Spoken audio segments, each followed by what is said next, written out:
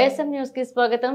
కొత్తపల్లి మండలం మంగళవారం శాసన మండలిలో ఉప్పాడ తీర ప్రాంత సమస్యపై మాట్లాడారు జనసేన ఎమ్మెల్సీ పిడుగు హరిప్రసాద్. శాసన మండలిలో హరిప్రసాద్ మాట్లాడుతూ పిఠాపురం నియోజకవర్గం 5 తీర గ్రామాలను సముద్రం క్రమంగా సముద్రంలో కలిసిపోతున్నాయి.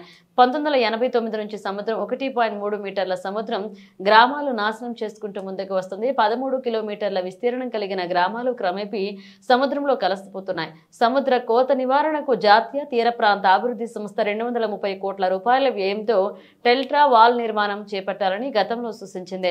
రాష్ట్ర విపత్తుల నిర్వహణ సంస్థ ఒక డిపిఆర్ రూపకల్పన చేసి ఇప్పటికే కేంద్రానికి సమర్పించడం జరిగింది. ప్రస్తుతం ఆ నివేదిక సదా కమిటీ ఆధ్వర్యంలో ఉంది. ఈ కమిటీలో ఆ నివేదికల ఆమోదాలను తెలిపి కోత గురవుతున్న తీర ప్రాంతం కాపాడాలని కోరారు.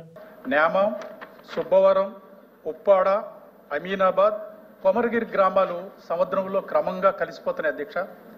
దీని నివారణ కోసం జాతీయ తీర ప్రాంత అభివృద్ధి సంస్థ ఒక నివేదిక తయారు చేసి 232 కోట్ల రూపాయల వ్యయంతో టెట్రా వాల్ నిర్మాణాన్ని చేపట్టాలని సూచించింది అధ్యక్ష.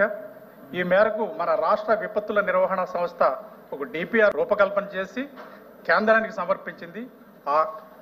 ఆ నివేదిక ప్రస్తుతం సలహా కమిటీ ఆధ్వర్యంలో ఉంది.